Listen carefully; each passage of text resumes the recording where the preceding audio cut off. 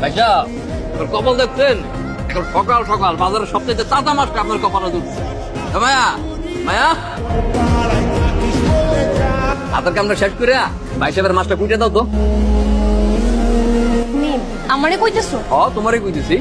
রমজান মিয়া তুমি কি কইলা? মায়া তোমার মাছ কেটে দিব? মায়ার এই বাজারের মধ্যে বিটের মধ্যে আমি বসাইছি, মায়া শুধু আমার মাছ কাটবো। বুঝলাম না ইয়াকুব ভাইয়ের কোন ধরনের কথা বলছো?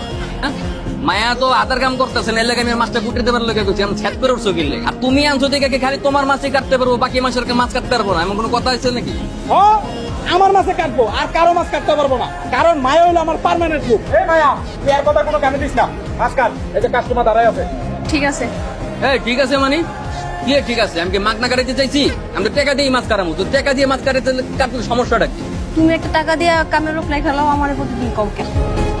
মায়া তাড়াতাড়ি মাছ কাট, ওর কথা কোনো কানে দিস না, কাস্টমার দাঁড়ায় আছে দেখো না। বিষয়টা ভালো লাগলো না, সমস্যা নেই, ঝামেলা হইতেছে ভাই। আমি ওই সালাম আছে, সালাম দিয়ে মাছ কাটাই। সালাম বাইরের মাছটা কাটতে দে।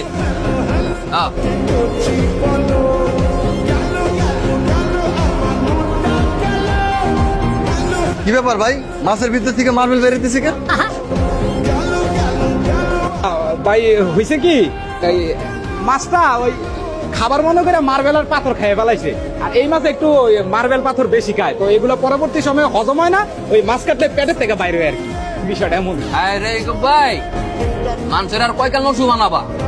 হ্যাঁ, নিজে মাছের পেটের ভিতরে মার্বেল হান্দাই হানগো মাছে মার্বেল খাইছে, জীবন হুনছো যে মাছে মার্বেল খায়? এই মিয়া তুমি কি কইতেছো আমি ইচ্ছা করে মাছের পেটের ভিতরে মার্বেল ঢুকাই দিছি? আমি কইতে চাই তুমি ইচ্ছা করে মাছের পেটের ভিতরে মার্বেল হান্দাইছো, নইলে জিন্দেগি তো হুনছো মিয়া যে মাছে মার্বেল খায়, বাটপারি করার জায়গা পাও না।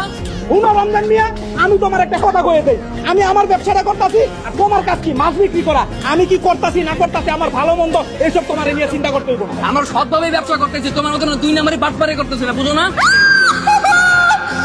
এই আকাশের দিকে তাকায় মাছ কাটিস নাকি, একটু জায়গা কাটতে পারিস না? ভাই অনেক জ্বলতেছে।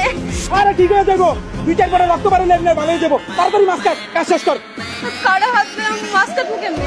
কেমনে কাটবা বুঝো না? হেরাজি গায়ে লাভ আছে, কেমনে কাটবা বুঝছো? এবার হাত কাটতে গেলে তুমি মরে গেলেও হ্যাঁ তোমার মাছ কাটতে গেবো। এই কি হয়েছে? তাই আল্লাহ বিশাল অবস্থা। মাছ কাটা লাগবো না, ডাক্তারের কাছে চলো, ব্যান্ডেজ করে পরে মাছ কাটা কাটে জীবন আগে চলো। চলো রমজান মিয়া তুই পাইছো ওটা কি কত আমারে, একটু কাটলে কি ডাক্তারের কাছে যাওয়া লাগে, ফার্মেসিতে যাওয়া লাগে? একটা মাইয়ার হাত কাটতে গেছে, তুমি মেয়ে নখনামি করো, তোমার ব্যবসা দেখা ওই জায়গায় না, বাটপারি করার জায়গা পাও না। চলো এই মেয়ে চলো উড়ো।